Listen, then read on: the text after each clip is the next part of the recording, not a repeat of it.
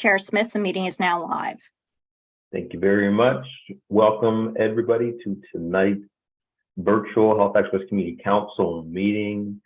I will call this meeting to order and acknowledge that we are on Mi'kma'ki, the ancestral and traditional lands of the Mi'kmaq people, and the municipality acknowledges the peace and friendship treaty signed on this treaty in this territory and recognizes that we are all treaty people.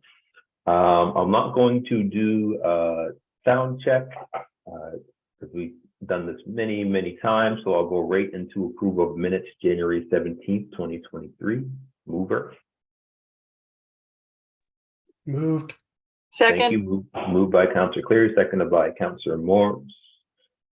Any changes? Seeing none, all those in favor say aye. Aye. Aye. Opposed, say nay. All right, minutes adopted. Approval of the order of business, approval of additions and deletions. Do we have anything, clerk? Chair Smith, there are no additions or deletions from the clerk's office for this meeting. All right, anything from members? Hearing and seeing none, I move the agenda as presented. So moved. Moved by Councillor Cleary, seconded by Councillor Morse. All those in favor say aye. Aye. Opposed say nay. All right, I have an agenda. Business arising over the minutes, we have none. Calls for declaration of conflict of interest. Do we have any conflicts, members? Seeing none. Motions of consideration, we have none. Motions of decision, we have none. Consideration for business, none. Notice of tables matters, we have none. So right on to the meat, which is our hearings. 1.10.1.1 case 24123, amendment to development agreement for the links at Brunello Timberley. So as always, thank everybody for joining our public hearing. The order of events of this hearing will be similar to a regular public hearing. We'll start with staff presentation, then give the applicants an opportunity to present. After that, we will go to public hearing speakers on the list. A reminder to those watching from home, in order to have signed up as a speaker, the deadline was 4:30 the business day prior to the hearing. And clerk, can you confirm if there's any more correspondence that we should be receiving today? Chair Smith, all correspondence for this item has been circulated to council. Great. All right, so let's go to the first, which is the presentation from staff.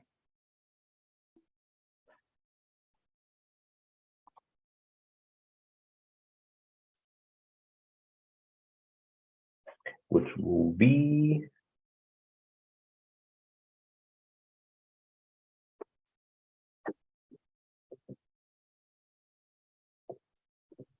who do we have today with us from staff? This is Daryl Jodry, Mr. Chair. Can you hear me? Okay, great. Yep, I can hear you. Thank you, Daryl. The floor is yours. Thank you. This evening's public hearing is in the matter of case 24123, which is an amending development agreement for the links at Brunello in Timberley.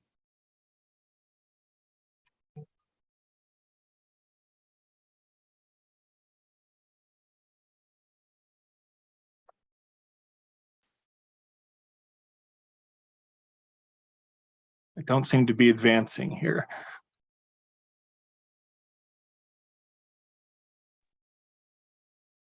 And before you go forward, just had a reminder. So, and this might be for who is here from legal?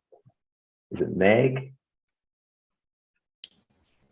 Yes, Mr. Chair. Okay, so technically, did we start the public hearing once we asked staff to come and present?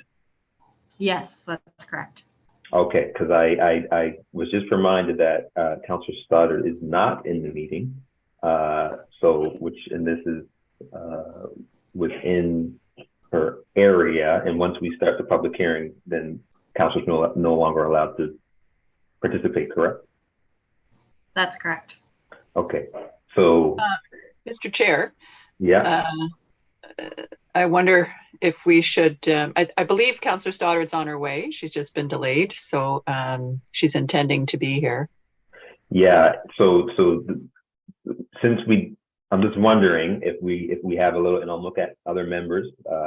Maybe Councilor Mason has a lot more experience than myself. Is if members are okay, because we didn't receive any information from the planner yet, and we started, but we didn't start to get information. I wonder if it'd be okay for us to wait a minute or so to see if Councilor Stoddard will come so she can participate, if that is okay with members, or if we are at a point where we should continue. So it's not just Meg. I think the answer is no. If the lawyer just said the public hearing has started, she is not here. She can't participate.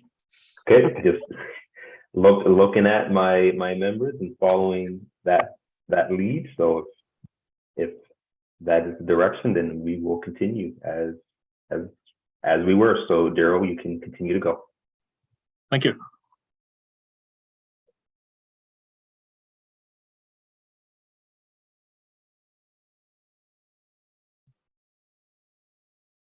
So Daryl, Steve, Thormander, our producer's now sharing the screen. Oh, So okay. just advise him when to advance the slides. The applicant for this application is ZAP Consulting Incorporated. The location is at the links at Brunello in Timberley, more specifically, St. Margaret's Bay Road. The proposal is for self-storage building use with 20 surface parking spaces and a building about 36 feet in height. Next slide, please.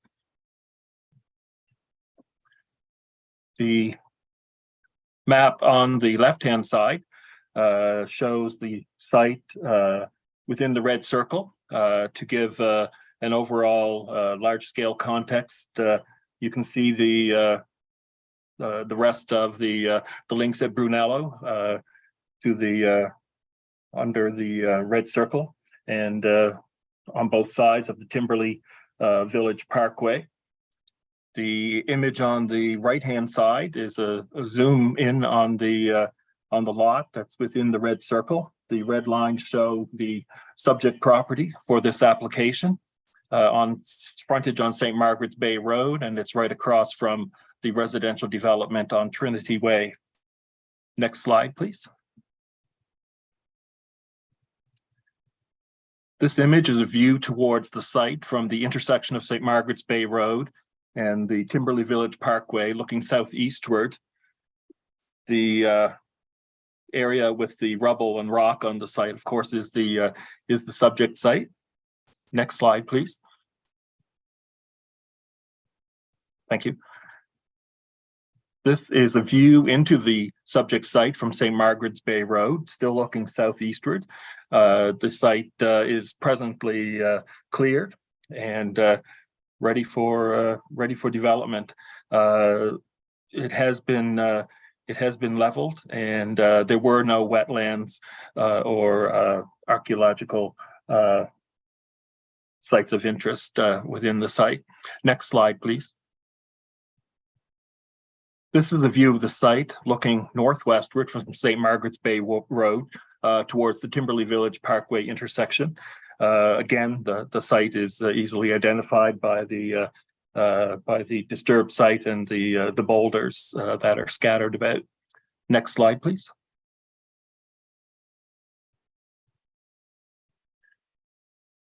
The planning documents that guide our planning in HRM are 3 levels.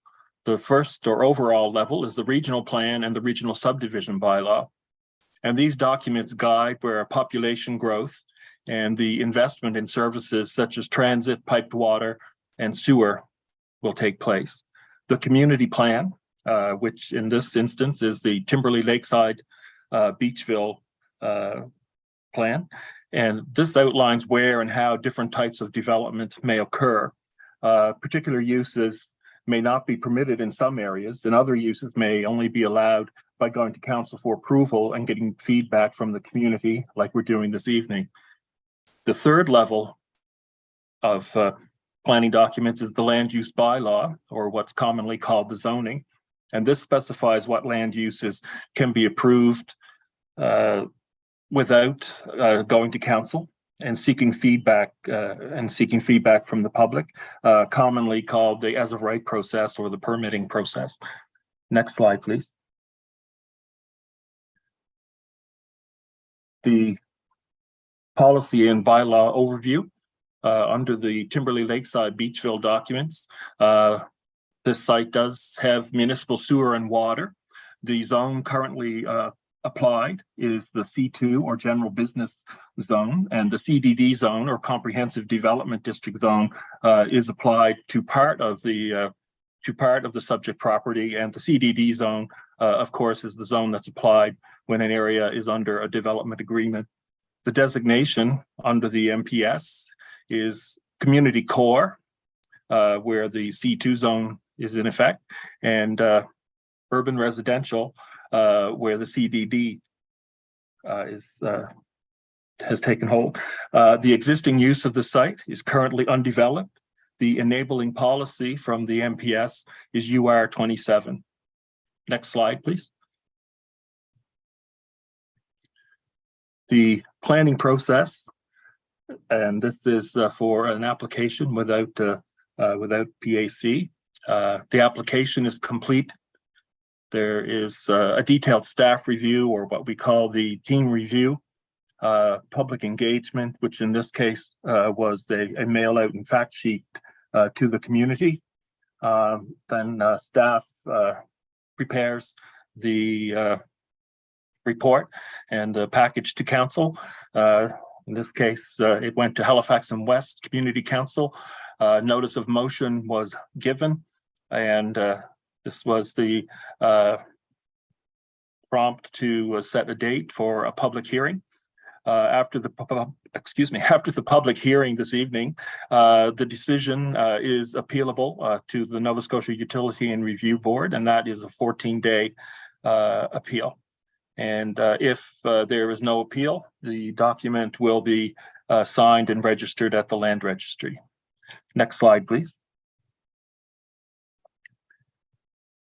This is a rendering of the proposal. It's a view from St. Margaret's Bay Road, looking southward into the site. If you remember the area with the boulders and the debris on it, this is almost the same view as that southward looking view from the road. And the applicant will have more to say about the proposed building. Next slide, please. The policy consideration under the Timberley Lakeside Beachville MPS. There are a number of policies in the document from UR 27 to UR 34, and they are site-specific policies that enable the comprehensive development of the Brunello Golf Course and the community. Of the policies council is required to consider when rendering a decision on a comprehensive development, the following most pertinent to this amendment are that the proposal is conformity with the intent of this strategy of the municipal bylaws and regulation, and that controls are placed on the proposed development, so there's no conflict with any adjacent or nearby land uses. Next slide, please. The level of engagement completed for this application in order to obtain community feedback was consultation achieved through a mail out notification with a brief survey. Feedback from the community generally included the following: the existing self-storage facilities are frequent in the surrounding area. This is a vehicle dependent use, not appropriate in a walkable pedestrian urban center. The 24-hour operation raises noise and light pollution concerns. There was some thought to providing a ground floor use to activate the pedestrian realm. Environmental concerns were related to site preparation. People were looking for assurance that the proposed building gets built as it was displayed in the information provided, and there was too much parking. There were 43 notifications mailed. There were 12 combination phone calls and emails, and web page views I can't see it because Andrea's block is over the number. Sorry about that. And I cannot remember it. Next slide, please.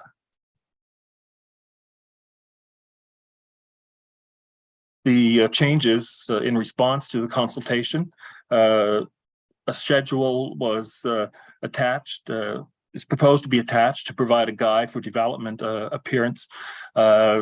This development, this schedule will appear in the existing development agreement, but the actual elevations and building schematics will all be completed at the time of the building permit application, and the development officer will ensure that they do look like the schedule as promised.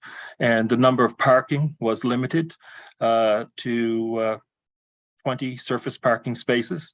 The number required under the bylaw was quite large, so reduced to 20 for this amendment. Next slide, please. The key aspects of the proposal are the addition of a self-storage facility to the agreement as a permitted land use under the designation, limit the number of surface parking spaces to 20, allow a maximum building height of 36 feet, and other than parking and height changes, the self-storage facility will be subject to the provisions of the C2 zone of the land use bylaw as other uses permitted under the CA designation or the designation within the development agreement. The schedule showing the building rendering is to be attached to the DA to ensure conformance. Next slide, please. A non-substantive amendment is a change to the agreement which may be made without a formal public hearing, and instead community council can authorize this change by resolution. The existing agreement, in this case, sets out the parameters of the planned community and then requires non-substantive amendments to the agreement to implement the development as envisioned. With this particular application, there are no non-substantive amendments, as the request is to allow a new use that will be approved through the permitting application process. Next slide, please.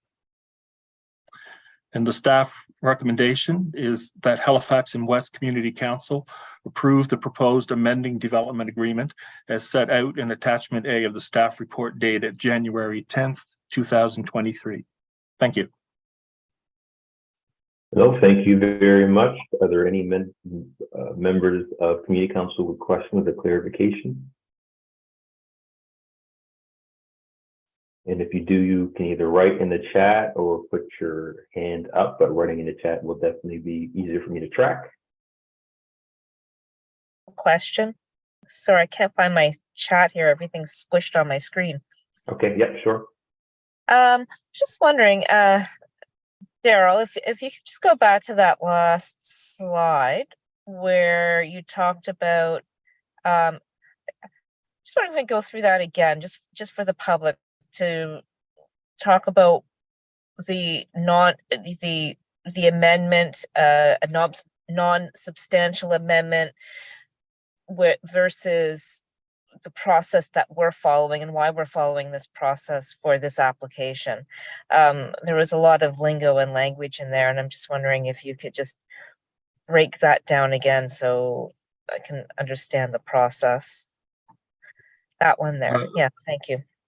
Mr. Chair, through you to the councillor, thank you. The policy for the links at Brunello lays out vision and the physical developments that will take place in each of the designations that are set up under the public hearing, under the development agreement. And in this particular agreement, the uses are envisioned, and to implement them, the applicant comes to council for approval of a non-substantive amendment. So the public has already had their input at the development agreement approval. And when it comes time to implement the actual parts of the development agreement, the only requirement is to apply for a non-substantive amendment, and that way another public process is not activated. So it's already, because it's seen as already having been, the vision has already been laid out in the policy, and then council just makes an approval by resolution. And in this case, this is a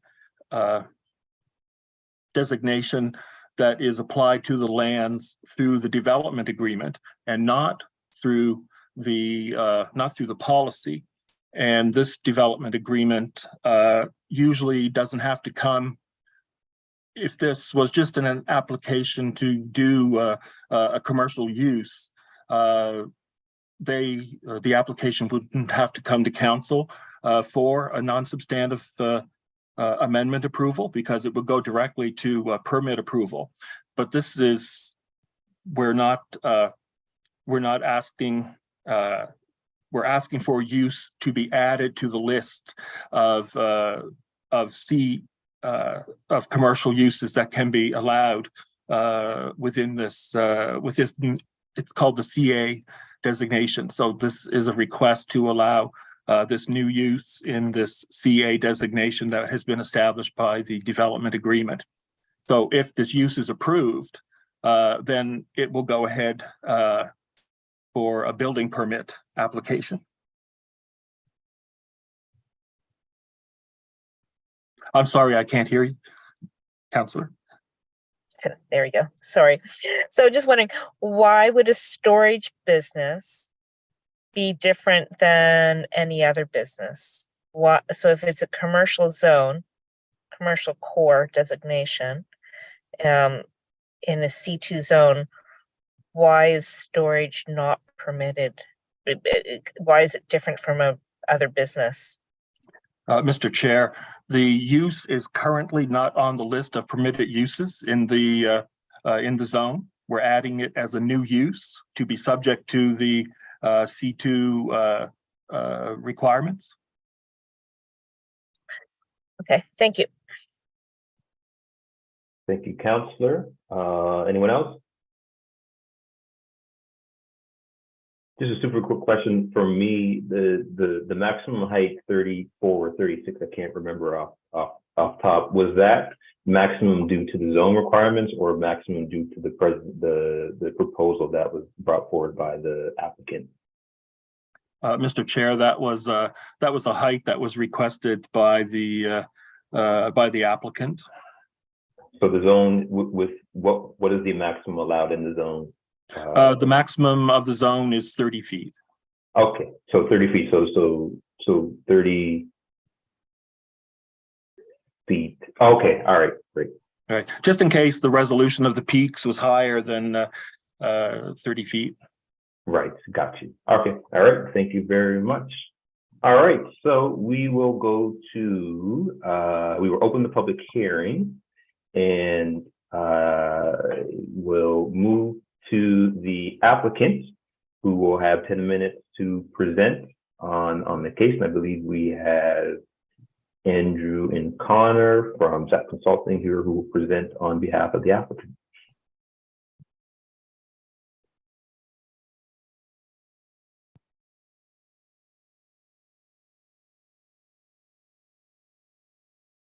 And I believe we have their presentation that will get loaded up for them as well. Yes, Chair, our production staff is doing that momentarily. Yep. Great, presentations on the screen. Just checking to see if we have our presenters here. Yeah, good evening, Mr. Chair. Can you hear us okay? Yep, I can hear you and the floor is yours. Thank you very much. My name is Andrew Giles. I'm the Vice President of Development for the Links at Brunello. And flanking me on either side tonight is Rob Dexter, the owner of Brunello, and the infamous Connor Wallace, who you all know. So We're here in downtown. Also on the call is Jamie Bennett. He's the president of Bluebird Self-Storage, and Jamie Walker, who is a consultant for Bluebird. Jamie Bennett is based out of South Carolina. He came all the way up to Halifax for the last meeting, but unfortunately got canceled, so he wanted to join virtually this time. So we welcome them for sure. Next slide, please.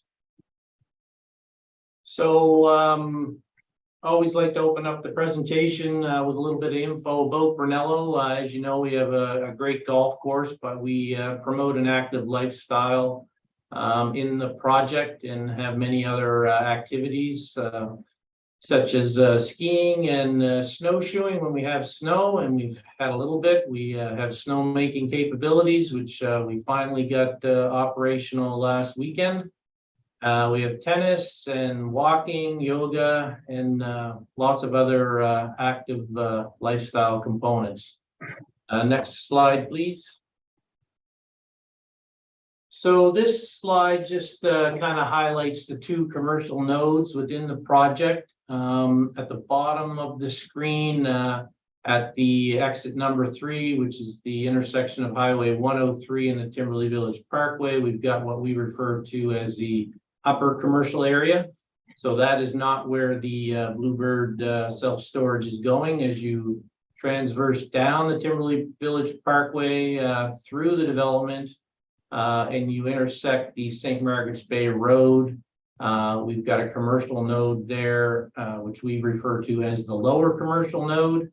And that is where this proposal will find its home. So just overall context of the project there, you can see the golf course and the residential and other multi-unit buildings scattered throughout.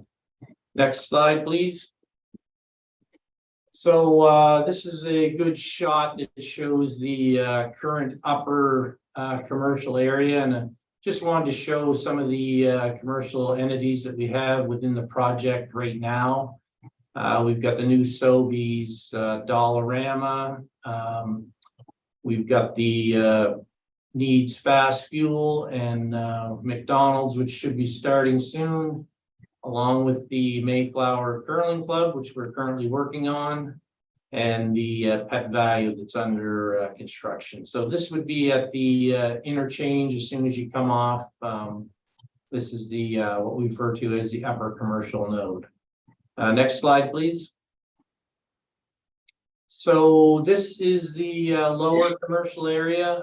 You can see there's several commercial uses down there. We've got the Tim Hortons and the Ultramar gas station on the southern end, and then on the northern end we've got the Nova Physio and a couple other plazas. Highlighted in red is the rubble site that Daryl referred to, and that will be the location for Bluebird self-storage. So it kind of gives you in context how it'll fit in, and it'll complete the lower commercial development for us. Next slide, please. So this is the rendering you've already seen of Bluebird. When we initially heard self-storage, sometimes we get visions of buildings that may not be so attractive. So we listened to what Bluebird had and looked at other projects that they've done across the country. And this look and design and feel we felt would certainly fit into the Brunello development. And it was important that we included the rendering in the development agreement, because not only for the community, but for Brunello itself, we want to make sure that this building looks like that, because it's important that it, like I said, it fits in and that it has a good look and feel for the development. So that's an important slide for sure. Next slide, please. So on the public feedback, and Daryl went through a bit of this, I just wanted to highlight kind of what we heard from the residents and how we responded. I won't go through every line item, but the first one we heard, it was really no benefit to the community. That property has been currently on the market for about 2+ years. We had very little development interest in it. So when Bluebird came along, they certainly expressed their interest. And like I said, we thought it would be a good fit for the community, and we like the look of the building, and we complete that development pretty soon for sure. So the next item there was that there's already several self-storage facilities within 7 kilometers of the site. In Brunello, we have a lot of multi-unit development to the tune of 2,500 units at full build out. And we're seeing an increased demand for self-storage.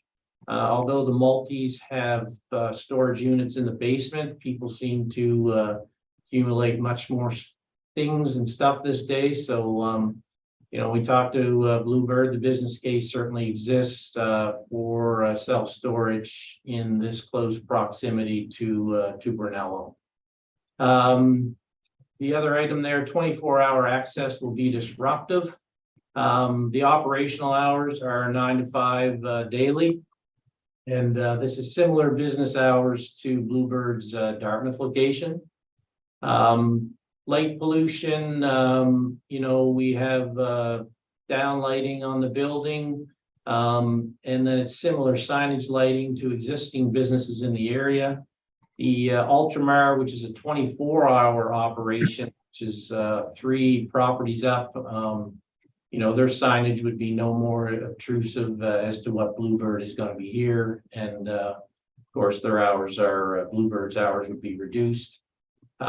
Excessive parking requirements, that was one that I think we all felt due to the current requirements in the land use bylaw was really excessive. So we were all glad to reduce that down to 20 spaces. And then the landscaping around the building, Bluebird has showed us other projects they've done in Ontario and elsewhere.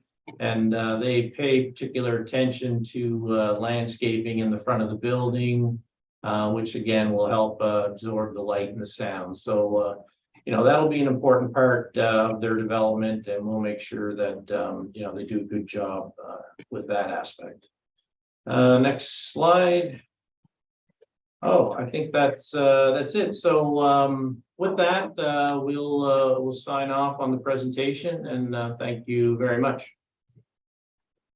Well, thank you. And before I go to question of clarification, I'm just wondering if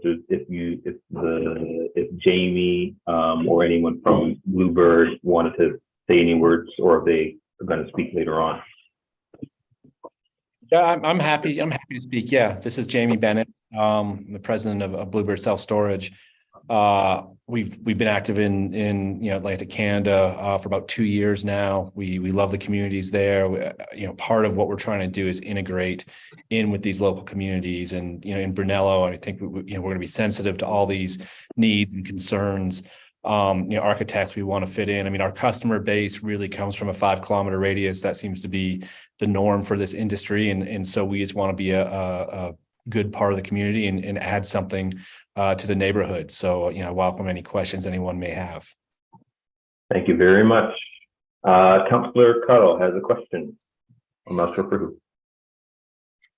Thank you, Mr. Chair. Yeah, I have a question in regards to the original intent for these upper and lower commercial zones. In the presentation of Brunello in the introduction, it's been pitched very much of an active lifestyle community. And so one would think with an active lifestyle community, there would be lots of active transit to the commercial zones, a walkable community serviced by, bicycle or walking. And I'm just trying to figure out what the intent, when this was originally passed, what was your intent around these commercial zones? Because looking at the photos that you shared with us, they look very car oriented. They look very parking lot first. They don't look like the type of commercial developments one might expect to see in a community that has such a high emphasis on healthy, active lifestyles. Hey, I'll take a stab at that, Councillor Cuttle, through you, Mr. Chair. The original development agreement, with the golf course and the residential development caused it to be somewhat spread out. We do have a town center that is part of the development, which will also include some multi-residential and perhaps ground floor commercial. That may be a more walkable piece of the component. We do have the cart paths, which do allow access to these areas.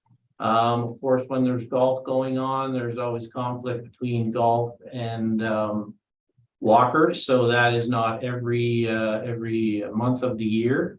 But the sidewalk network will eventually link up. So there is certainly walkable links to these areas. But yes, there is, of course, people that do drive and come in and out, stop and use the commercial nodes at that time.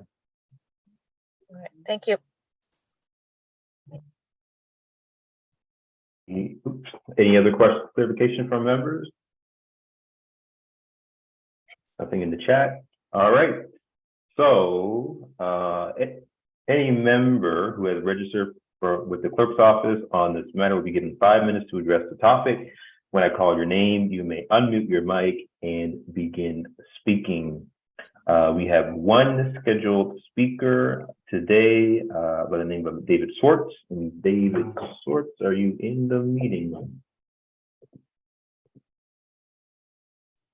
Hi, I'm in the meeting. I don't know if my camera's working. Start video. But I can hear you for sure. So you have, oh, now I can see you. Welcome. So the floor is yours. Okay. My concern, to be upfront and honest with you, is not per se with the building of a storage building on a barren commercial lot that's serving no other use. My concern is the past performance, and it's something that was identified in the planning for this one, of Brunello Estates to adhere to the promises and representations that they made in the development agreement that they originally signed. And that was a concern identified by the public in regards to this application. There has been a pattern on behalf of Brunello Estates of making promises and representations and not upholding them. There has been a pattern of not abiding by the development agreement. There are areas here within the Brunello Estates, which originally in the original development agreement way back in around 2000, and I'm not 100% sure if it's the same people that were now as back in 2000. There may have been a change in ownership. This was originally an ecologically sensitive area, and there was a lot of concern about how the development would impact that, and there was a lot of talk in the original development agreement about preserving as much natural vegetation as possible. And as this development has sort of gone on and grown, I would argue that it's grown rather irresponsibly. And this concern for the environment has sort of mysteriously evaporated. Trees have been clear cut. They were lots that back onto each other are supposed to, or the original agreement, have 30 feet of natural vegetation behind them. That almost doesn't exist anywhere. The developer in 2003, thanks to the efficient response of the clerk's office, got the original development agreement amended. And it goes, and this point goes to the one of the councillor's questions, and I'm pretty sure they got it amended under the non-substantive amendment process, which didn't require public input, to give the developer the sole discretion and benefit of not keeping a 30-foot non-disturbance area of natural vegetation behind homes that backed onto other homes and replacing it with inadequate in lieu of options of a planted berm or a fence. And problematically, not only have representations repeatedly been made, I have a Facebook feed with all kinds of people who I'm not going to name at this point in time, who said they've been told and promised things by Brunello Estates in regard to the maintenance of natural vegetation behind their properties that have not been adhered to. And even with the lower standard that was apparently approved with, based on the staff report, with almost no consultation or consideration of the impact of it, the Brunello Estates hasn't even adhered to the lowered standards of the requirements of a planted berm or a fence. There are numerous examples throughout the subdivision. Just before I started the meeting, I got a Facebook post from someone who said they promised me in regards to houses up in the top of Market Way, and they promised me this again in relation to natural vegetation and stuff, and between the back-to-back lots, and I got nothing. I own a Stoddard who wasn't here. As I, before the meeting, I was in the field with my dog. Somebody walked by me and said they had engaged Iona Stoddard and met with Andrew Giles and about the how homes on the south of the Melty Way, and the fact that when they built those, they took out too much vegetation and it wasn't as promised, and there's been no resolution of that particular complaint. So this is an ongoing pattern of behavior, and making it even worse or more problematic is that council, is that the planning department is not enforcing the bylaw, okay? In the sense of all you have to do is drive through this subdivision and you can see non-compliance and non-adherence to the terms of the development agreement, and no one is being held accountable. And in my submission, which is quite lengthy and doesn't fit a 5-minute presentation, I would argue that this rises to the level of malfeasance in fraudulent misrepresentation. And I personally wouldn't want to be in business with a company that repeatedly makes misrepresentations, fails to adhere to the agreements that they sign, and that gives me less confidence that they'll adhere to the agreement that they're about to sign tonight. And council or the planning department has demonstrated that they don't enforce their own rules and regulations, which is extremely problematic. And the other thing, the final point I want to make, and I think my time's about to run out, is the raison d'etre of planning. 30 seconds remaining. Is to achieve public policy objectives, managed growth, and certainty. Brunello is now proposing a 9-story apartment building in my backyard, and it's going to clear cut the promised 6 meters of natural vegetation behind my house to achieve that and lower my value of my property. And it's all being undone under the non-substantive agreement process. And it's a breach of faith. It's a breach of trust. And it's illegal because of the fact that they made representations they would never do that. Well, thank you for being here, David. We have a question from Councillor Cleary for you. Okay. Thank you, Mr. Schwartz. Just you had said on several occasions during your submission that there has been breaches. Have you ever called the planning department or 311 and lodged a complaint and said, this is happening? And was there an investigation by compliance officers over that complaint?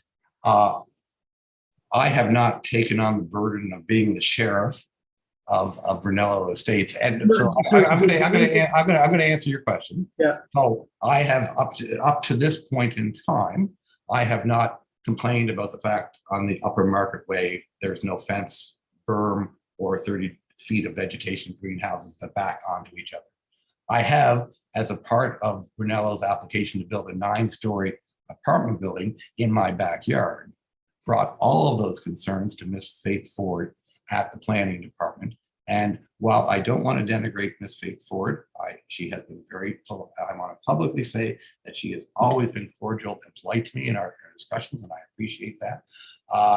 It's largely falling on deaf ears because all of this is being considered under the non-substantive amendment process. And essentially the position of the planning department is, this was all approved a long time ago, okay? And this is not considered major, it's not considered significant, it falls within the plan for Brunello Estates.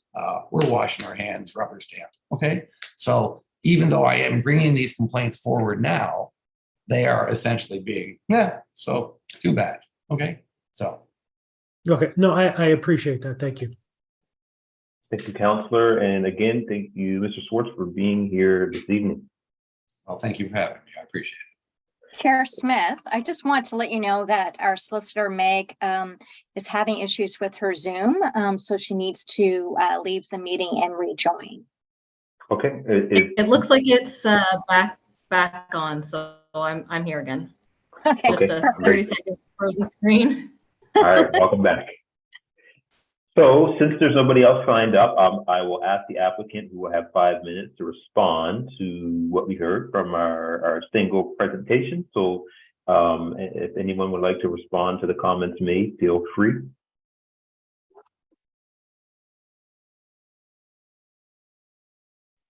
Yeah, this is Jamie. So I didn't realize if my consultant was going to respond or me. No, I mean, I appreciate Mr. Schwartz's concerns.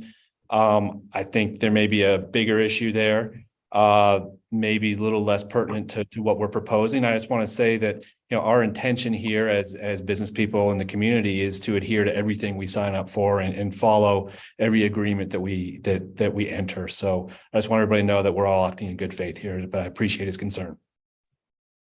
Thank you. Mr. Chair, Andrew Giles. Okay, thank you. Yeah, Mr. Chair, Andrew Giles here. Can you hear me? Yep, we can hear you now. Yeah, okay. We don't agree with Mr. Schwartz's comments, and it's certainly not relevant to this case that's before you tonight for the Bluebird self-storage that is proposed down on Highway number 3. Thank you. So would it, just with the comments that were brought forward, would it be worthwhile for us to forward you Mr. Schwartz's information, and he could touch base with the office directly to hear the concerns? Would that be helpful at all? Yeah, sure. Mr. Schwartz and I have spoke many times. Okay, all right. That's fine. Thank you. Okay, great. Thank you. So since we have no other speakers, I will ask for a member to close the public hearing.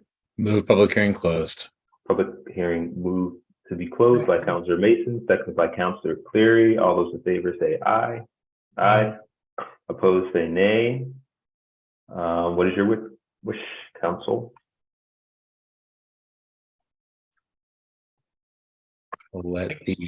I can read it since Councilor Stoddard's unable to, if you'd like, Mr. Chair.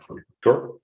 I move that Halifax and West Community Council 1 approve the proposed amended development agreement, which shall be substantially of the same form as set out in attachment A of the staff report dated January 10th, 2023, and 2, prior to the amending development agreement, be signed by the property owner within 120 days or any extension thereof, granted by council on request of the property owner from the date of final approval by council and any other bodies as necessary, including applicable appeal periods, whichever is later. Otherwise, this approval will be void and obligations arising hereunder shall be at an end. I so move.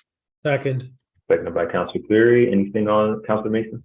It seems like a reasonable application under policy for an amendment to the DA, and I will support it. Thank you, Mr. Chair. Thank you, Councilor Cleary. Ditto to what Councilor Mason said, and in addition, I think the community's concerns around the parking, access, hours of operation have been addressed by the applicant and the business that will be operating on that site. So, if you look in the area, there are many self-storage sites. This is a commercial area, and this is a commercial use that is being tailored to the community. So I think from that perspective, it fits and has addressed what the community was concerned with. So from that perspective, I think that works pretty well. Thank you, Councilor Cuttle. Hi. Thank you, Mr. Chair. I don't know why I keep disappearing. Here I'm back. Gone. That. If you can hear me, oh, there we go. Maybe turn your camera off, because it's going to probably distract people. It's Right. Turn off your background and it should be fine. I will try doing that. Something. Okay. So, yeah, I do have some concerns about this application. when I look at Brunello and I look at the area as a development agreement for an entire community that was really put forward with the premise of being this healthy, active lifestyle with these two commercial zones that were really to support the concept of complete community. I don't see the self-storage actually fitting with the use. In fact, I think when I look at that lower commercial zone where they have the gas station and they have, or not the gas station, where they have Jesse's Pizza and they have North Brew is in there now and they have the retreat center. I really see this as a neighborhood commercial area. And that, when we start to talk about and promote this idea of complete communities, and unless we start to uphold the intent of the areas, they will never reach that potential. And so instead, we get this ribbon development along this road without ever creating a community center that can support transit, that can support interaction, that can support a different level of what it means to have neighborhood commercial. And and I look at how it's developed, really, I think it's unfortunate and that it's been a real missed opportunity in what could have been achieved here under this permissive development agreement with the C2 zone and the CDD. And I don't see how having a use that's actually a dead use. Having a managed storage is not an active use. It's not an active commercial use. It's kind of a dead use. It's like, a closet where you put your stuff and maybe you go access it or you don't access it. It doesn't have any social value. It doesn't have any cultural value. It doesn't support the concept of complete community because the people who are accessing that are really, driving there to store goods and move them somewhere else. If it was 5 kilometers down the road, it wouldn't really make a huge difference to how people access it and use it. So I don't see this adhering to the original intent of the development or of these commercial zones. I'm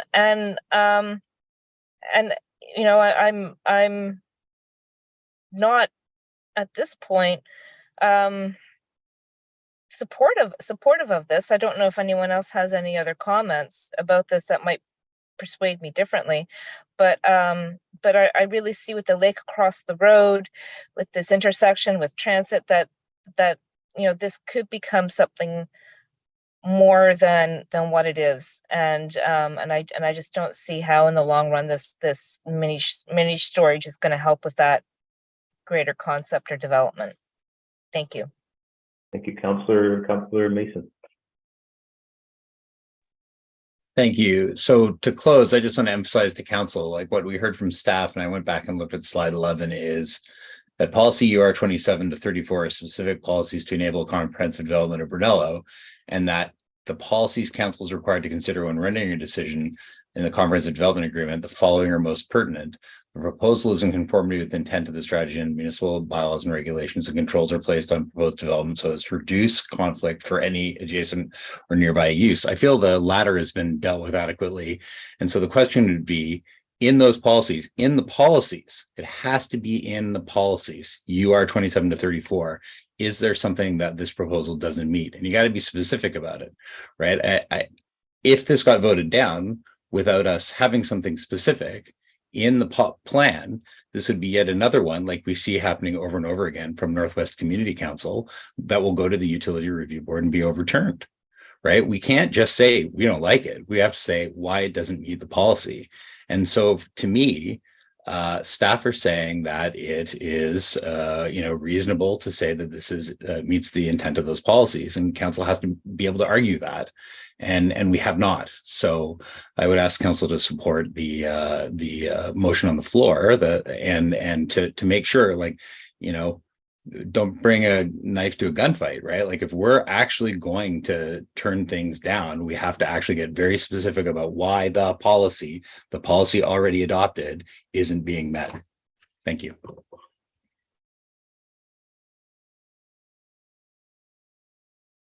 Sorry, I was muted. Thank you, Councillor Mason. And final comment from Councillor Cuttle.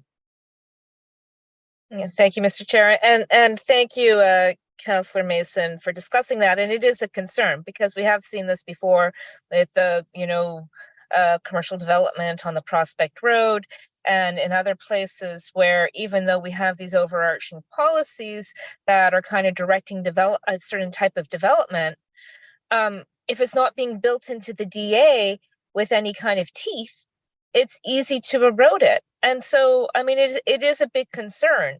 And, you know, I would like to make sure that our policies and our agreements have more teeth around the original intent of what these places are. And, you know, I certainly don't want to impede the process of, you know, this eventually getting overturned by the Utility and Review Board.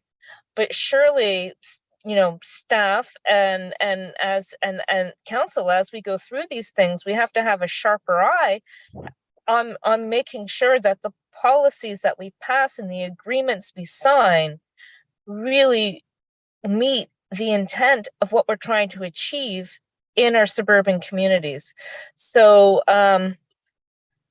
yeah, I do find this a disappointment. Thank you. Thank you very much. And Councillor Cleary for final time as well. Thank you. And I don't disagree with Councillor Cuddle in that we want to make all of our communities walkable.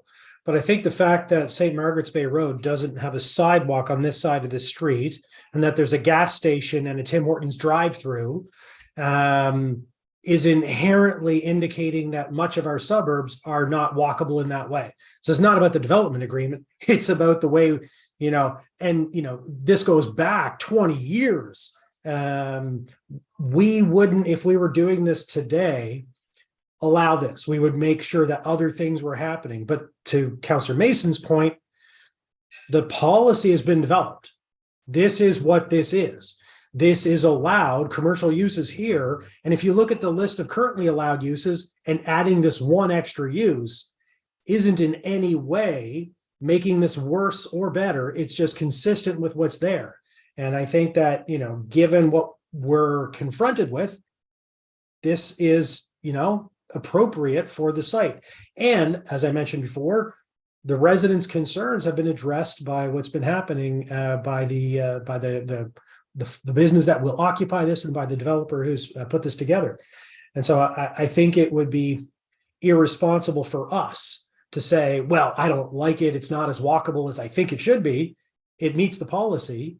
I'm not sure where you go from there other than, you know, maybe the local councillor can advocate for a sidewalk on there and Timberley Parkway, and, you know, we can make it more walkable than what it is right now. But that's not the point of what we're dealing with today. Thank you, Mr. Chair. Thank you. So with that, no one else with further comment, I will ask for the question. Question's been called. All those in favor signify by saying aye. Aye. Opposed, say nay. All right, that passes. Thank you, everybody. We will move on to our next item, which is 10.1.2, case 24482, land use bylaw amendments to reduce park requirements for community and recreation centers planning district 5. So again, this is a public hearing, so thank you everybody who is joining us today in the same process as before, presentation from staff. And in order to have to be able to speak on this item, you have had to have signed up as a speaker 4:30 business day prior to this meeting. So we will start, as always, with a staff presentation. And who do we have today? Mark Innes is here, Mr. Chair. Hello, Mark. The floor is yours once they get the presentation up for you. Sure. I will share my screen.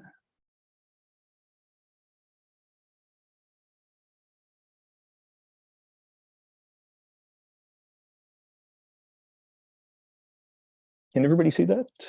Yep, it is visible. Excellent. I will go to full screen mode here. Okay, good.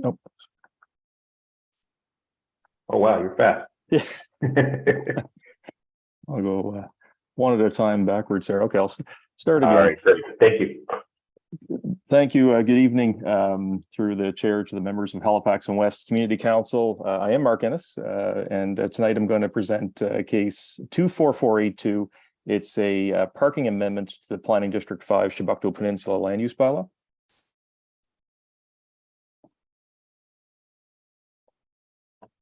A bit of background on the matter this evening. On July 19th, 2022, Halifax and West Community Council requested a review of the parking requirements for community centers and recreation uses under the Planning District 5 Land Use Bylaw. The request is based on a proposal from the Herring Cove Community Association to convert a former fire hall at 30 Ladder Pond Lane into a community center. And this, based on the current requirement for parking at the time, would result in a minimum of 51 parking spaces. And just a bit of background on that, that requirement would have triggered grading of the property, removal of trees, things of this nature, became very cost prohibitive for an excess of parking than what was needed for the conversion.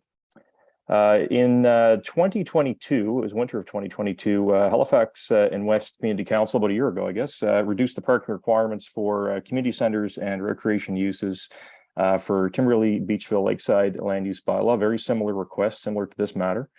I'm just going to have a window on my screen here, I apologize.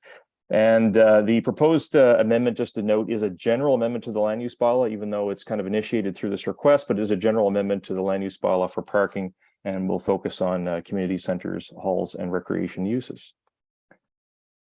The current parking requirements today, so basically the community center and a recreational use would fall under a broader category of an institutional use.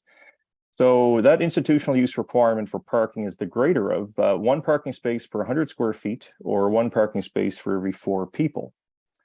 The proposed parking requirement that we're proposing this evening would be to separate community centers and halls and recreation uses from the broader category of an institutional use for the purposes of parking requirements only. So what that would look like, and it's in the attachment, the attached amendment, would be your list of uses in the parking section of the bylaw. We would separate and bring out in their own requirement community centers and halls, and another insertion for recreational uses.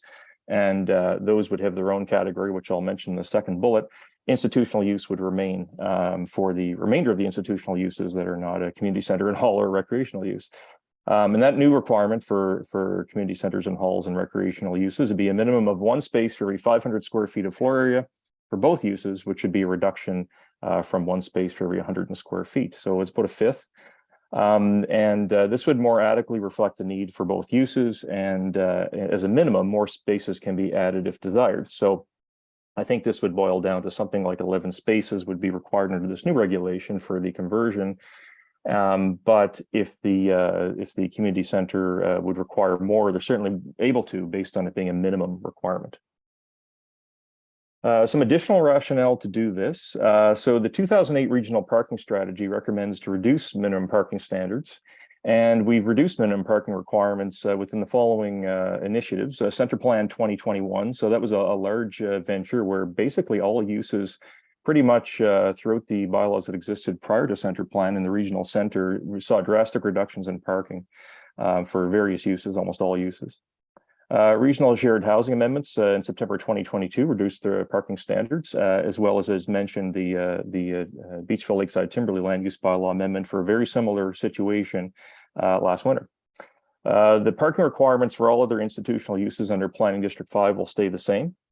And this allows for additional flexibility to locate parking based on location, site conditions, and transportation options. And I would expand that to say also for buildings as well, with giving more flexibility to locate that building on a lot. Considering a situation where you may come against a environmental requirement, such as a watercourse buffer or something of that nature, this would give more flexibility for both to locate on lots. And lastly, it's recommended that Halifax and West Community Council adopt the amendment to the Land Use Bylaw for Planning District 5, Chebucto Peninsula, as set out in attachment A of the staff report. Thank you. Thank you very much. Any questions of clarification from members? I have a question. Sure, Councillor Cuttle. Thank you, Mr. Chair. First of all, I'm really excited to see this coming forward. I guess my question is, we've seen this done for Lakeside.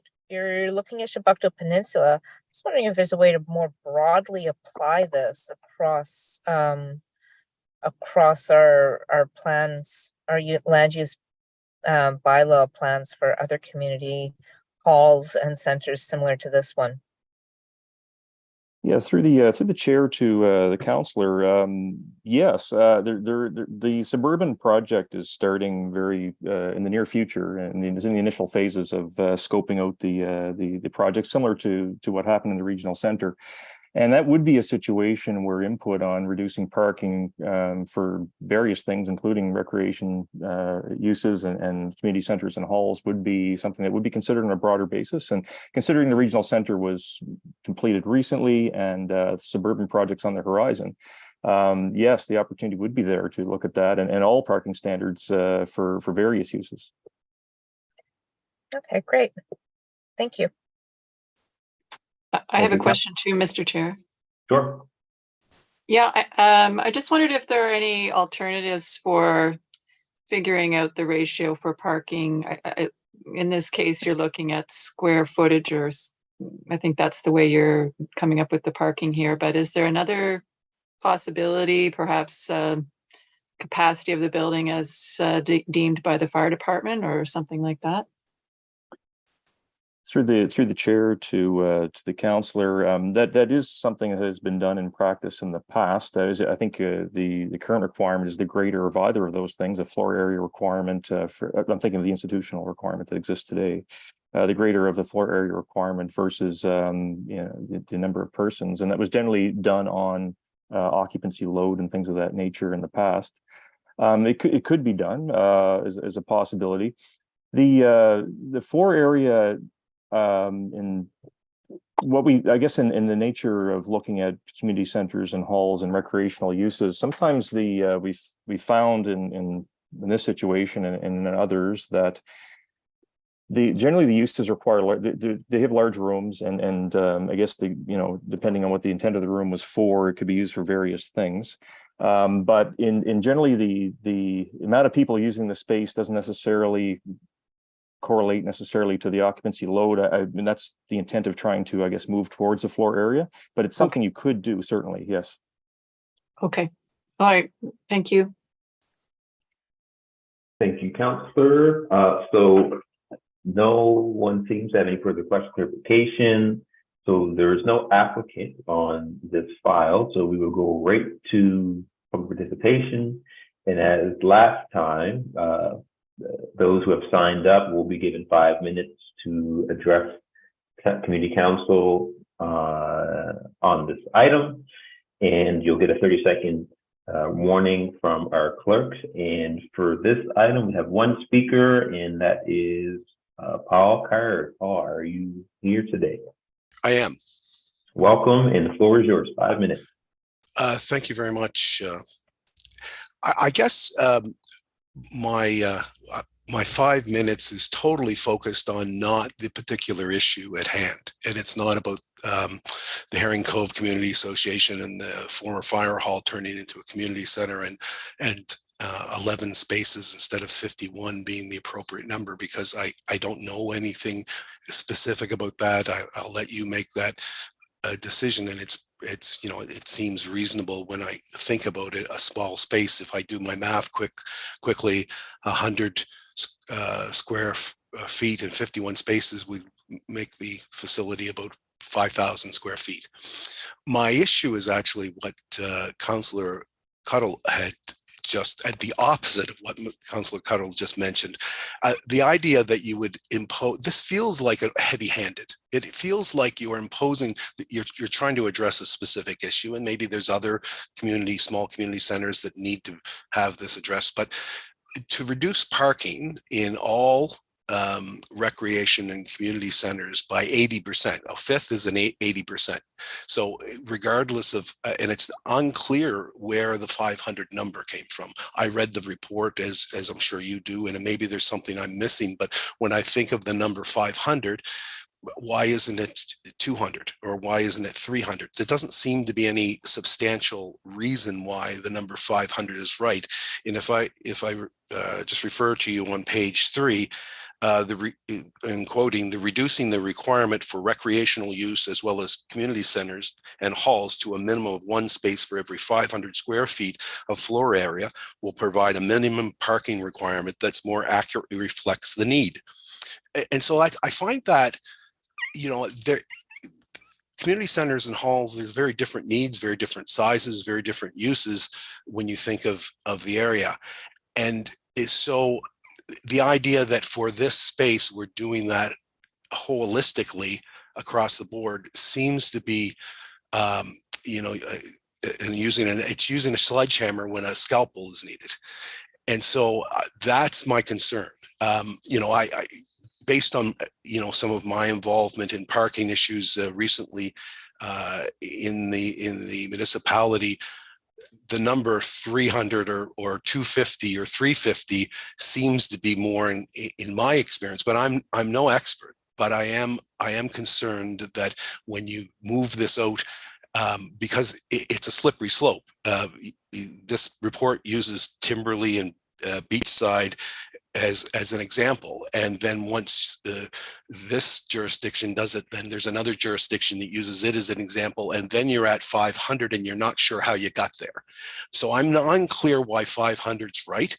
I'm not suggesting for a second that Herring Cove Community Association shouldn't have 12 spaces or 11 spaces in this facility. That probably makes sense, and it probably makes sense for a lot of different communities, but it feels like I'm not clear on where one starts, where institutional starts or stops, where community centers and recreation facilities start and stop, and where the number 500 came from, and why is it all encompassing. My last point I'll make is in the report itself, on page 3 as well, a more comprehensive review of all parking requirements will be undertaken as part of an ongoing plan and bylaw simplification program in the future.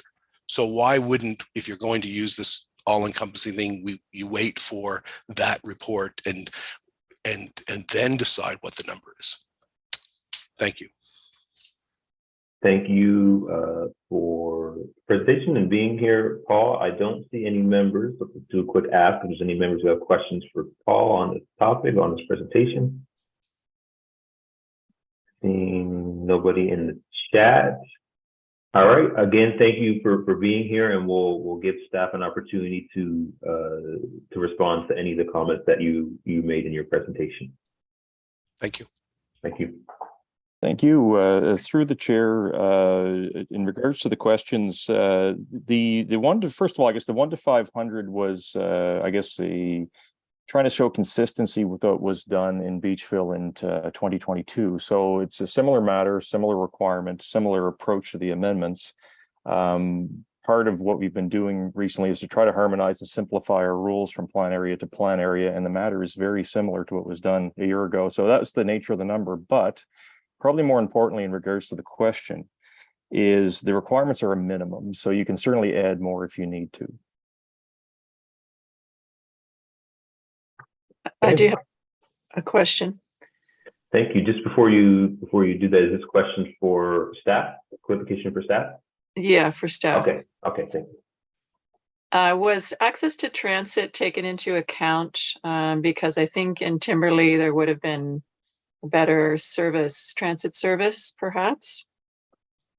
Through the chair to the member of council, we did discuss the access to transit, and it was thought where the suburban projects on the horizon to better adequately address that, investigate that further in terms of parking on a transit route versus not on a transit route through that process, and that was discussed initially with the councillor in the area of Herring Cove, and in general, we would be looking at that in the next, phase of the suburban bylaw consolidation project. Not so much for this matter, but in the broader scope in the suburban project.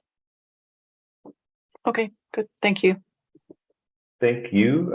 So not seeing any further questions or clarifications, I will ask for a motion to close the public hearing.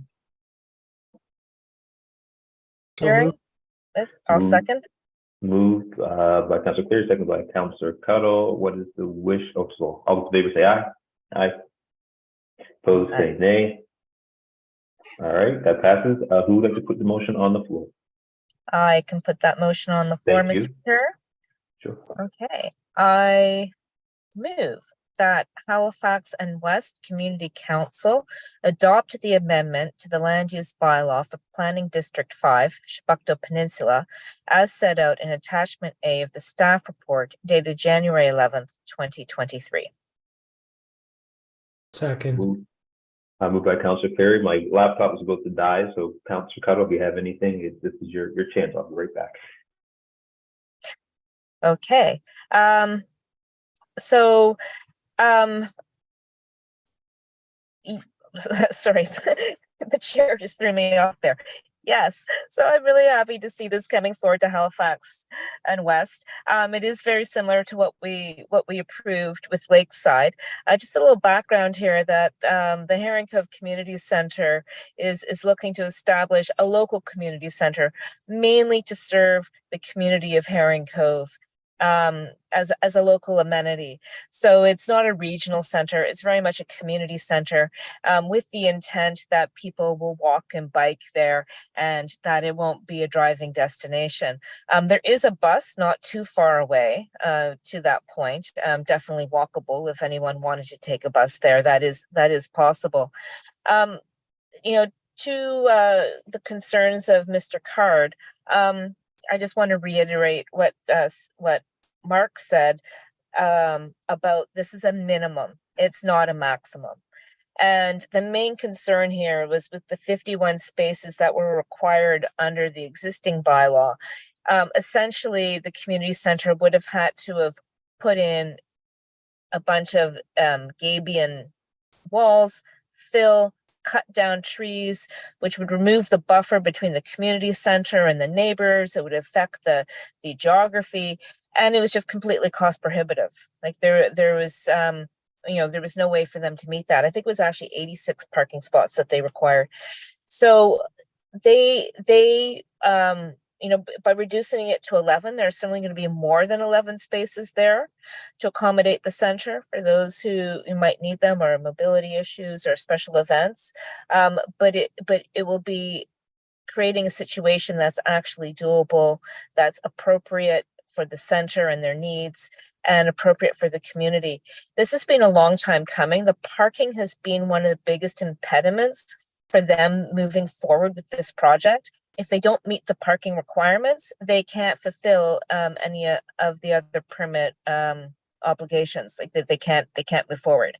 So this is really important. It's really important that for them that this move forward as quickly as possible. And I know their intent is to see this center a success, and they're not going to build something that's not appropriate. So I have a lot of faith in the work that they're doing, the people they've hired to help them with this project. They have funding secured to move forward. We just need to figure out the parking spots. So I hope my colleagues support this evening. Thank you, Councillor. Any other members with comments, questions? Seeing no hands and seeing nothing in the chat, ask for the question to be called. Question.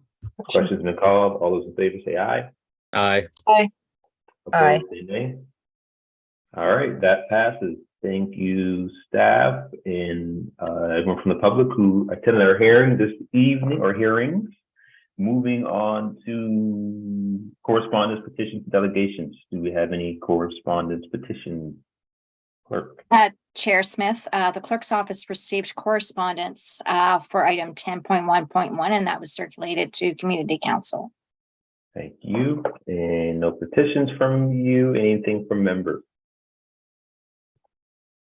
All right, moving on to information items brought forward. We have none.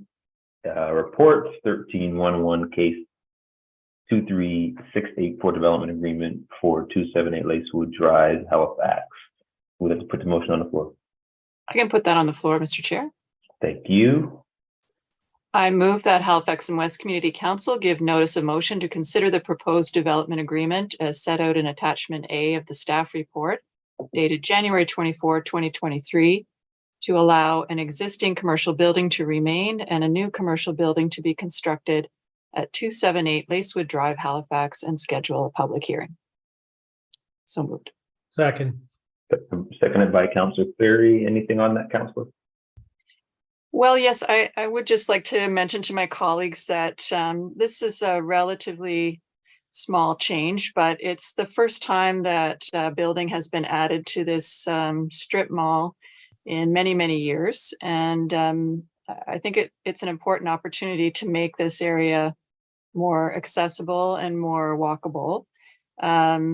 It's quite a large strip mall on one side with a gas station and a Dollarama and a number of other features that make it much busier than it was when it was originally built and designed.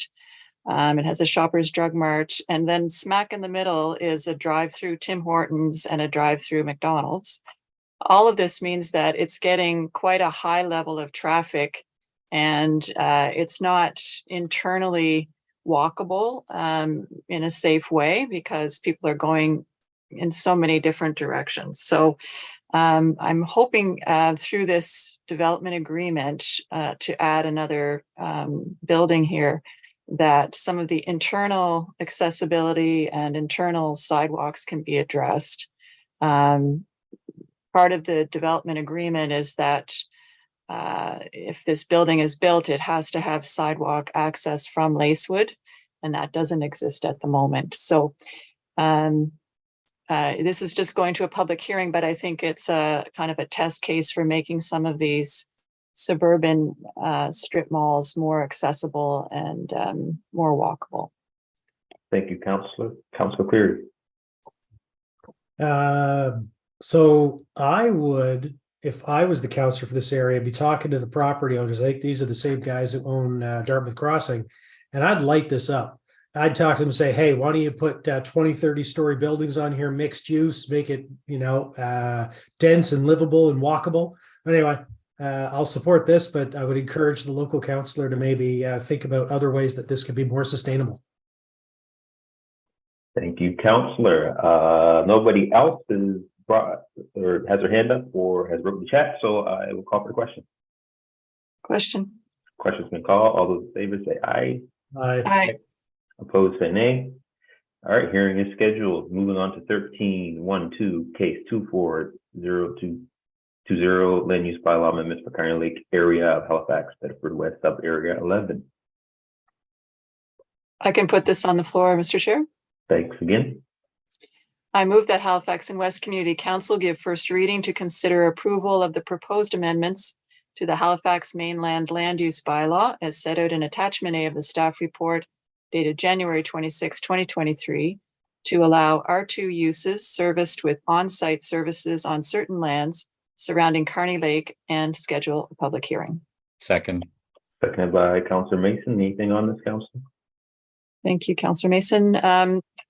Well, this is a holdover, kind of a correction and grandfathering of an error, a correction of an error and grandfathering some rights that probably should have been done more than 10 years ago. It's come forward at the request of residents of Kearney Lake who would like to be able to have rental units in their homes, and they weren't able to do this because of this longstanding mistake. So I'm bringing this forward at the request of residents. And I ask for your support. Question. Thank you. Question's been called. All those in favor say aye. Aye. Aye. Aye. Opposed say nay. Okay, that passes. Moving on to member of committee council, we have none motions. We have none in camera. Someone like to move the in camera minutes to January 17th, 2023. Moved by Councillor Cleary, seconded by Councillor Mason. All those in favor say aye. Aye. Aye. Opposed say nay. Going to added items, we got none. Notices of motion. Any notices of motion? Seeing no one jumping forward. This is where we usually do public participations, but since today's meeting is virtual, you would have to sign up at 4:30 the business day prior to the meeting. So we have nobody signed up for public participation. And the next meeting is March 27th, 2023. Move to adjourn. So moved. Moved by Councillor Mason. Thank you. We are adjourned.